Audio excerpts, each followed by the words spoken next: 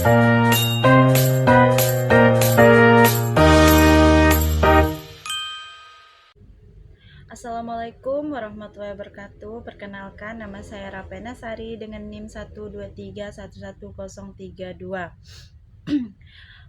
Semester 5 Prodi PIAUD IN Pontianak. Baik, di sini saya akan menjawab 3 soalan dari mata kuliah Manajemen Kelas dan Pengelolaan Pembelajaran yang diampu oleh Dr. Misda SAG MPD. Pertanyaan yang pertama yaitu jelaskan 3 strategi guru dalam menciptakan suasana kelas yang positif di lembaga PAUD dan berikan contohnya secara rinci. Jawabannya, menciptakan suasana kelas yang positif merupakan fondasi utama keberhasilan pembelajaran pada anak usia dini. Suasana kelas yang positif membuat anak merasa aman, diterima, dan termotivasi untuk belajar. 3 strategi penting yang dapat digunakan guru yaitu A. Yang pertama, membangun hubungan yang hangat dan akrab dengan anak. Hubungan yang positif antara guru dan anak membantu meningkatkan rasa percaya diri dan keamanan emosional anak. Contohnya, di pagi hari guru menyambut setiap anak dengan panggilan nama, pejabat tangan, atau memberi pelukan ringan secara sesuai kenyamanan anak. Jika seorang anak datang dengan wajah murung, guru bertanya, "Kamu kenapa sedih hari ini? Mau cerita sama ibu guru?" Sikap ini membuat anak merasa diperhatikan dan lebih siap mengikuti kegiatan. Terus yang kedua, menggunakan penguatan yang positif. Penguatan positif berupa pujian, stiker, dan apresiasi verbal yang dapat meningkatkan motivasi anak untuk berperilaku baik. Anak usia dini sangat sensitif terhadap penghargaan, sehingga pendekatan ini efektif untuk membangun kebiasaan yang positif. Contohnya, ketika anak selesai membereskan mainan tanpa diminta, guru mengatakan, "Bagus sekali, Riko sudah menyimpan balok pada tempatnya." Itu membantu kelas kita akan menjadi lebih rapi, bersih. Dengan penguatan ini, anak lebih termotivasi untuk mengulangi perilaku baik di lain waktu.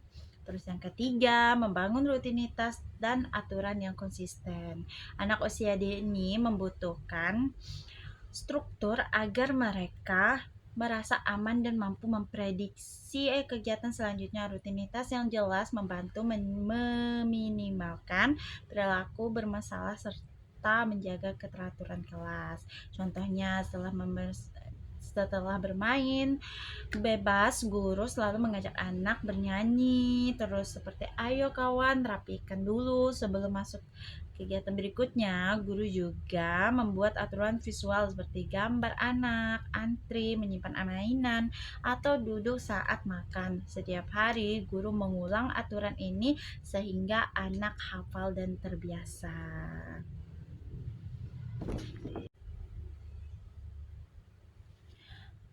Oke, sekarang pertanyaan yang kedua. Sebutkan pendekatan pengelolaan kelas yang paling cocok untuk anak usia dini menurut Anda dan jelaskan secara rinci alasan penggunaannya.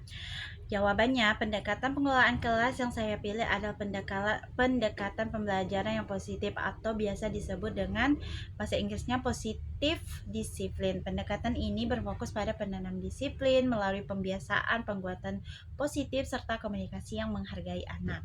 Pendekatan ini sangat relevan dengan perkembangan sosial emosional anak usia dini. Alasannya, yang pertama sesuai dengan karakteristik belajar anak usia dini. Anak belajar lebih efektif melalui contoh, pengulangan, dan suasana yang menyenangkan. Guru melalui hukuman atau tekanan, bukan melalui hukuman atau tekanan. Positif disiplin memberikan ruang bagi anak untuk belajar mengendalikan diri secara bertahap. Terus yang kedua, membangun iklim kelas yang aman secara emosional. Dalam pendekatan ini, guru tidak memarahi atau memalukan anak ketika melakukan kesalahan, tetapi membantu anak menemukan solusi. Hal ini meningkatkan kepercayaan diri dan rasa aman anak.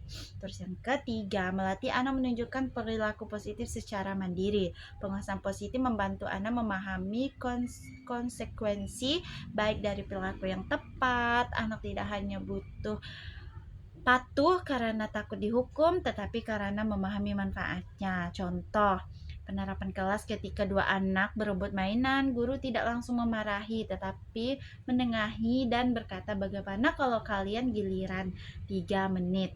Setelah bunyi timer, ganti teman yang lain ya.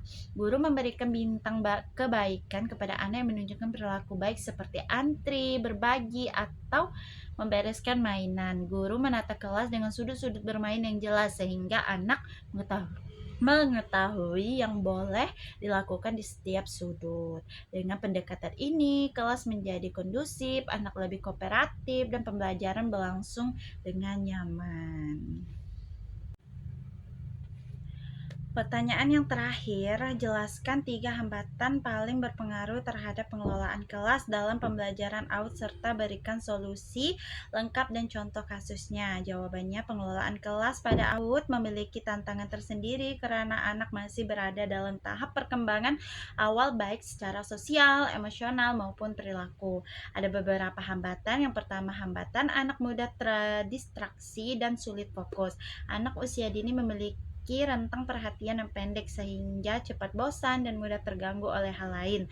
Solusinya, guru perlu membuat kegiatan singkat, bervariasi, dan tidak monoton. Terus yang kedua, gunakan alat bantu transisi seperti lagu, tepuk, atau bel kecil. Terus yang ketiga, tempatkan anak yang sulit fokus lebih dekat dengan guru. Contoh, saat guru menjelaskan di circle time, beberapa anak berdiri dan berjalan-jalan. Guru mengatasinya dengan menggunakan lagu tepuk buah-buahan.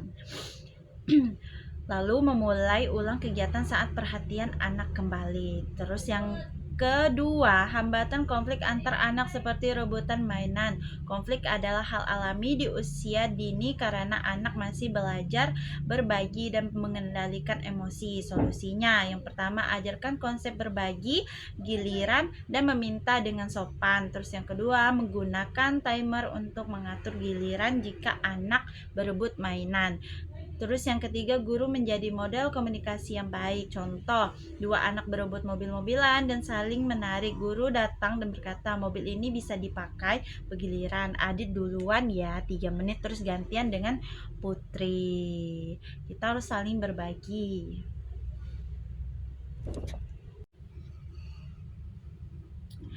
Yang ketiga, hambatan lingkungan fisik kelas kurang tertata. Kelas yang berantakan atau sudut bermain yang bercampur dapat membuat anak kebingungan dan mudah konflik. Solusi, menata sudut bermain secara jelas, misalnya sudut balok, sudut seni, dan sudut buku yang dipisahkan. Terus yang kedua, gunakan tanda lantai atau rak khusus untuk membatasi area aktivitas.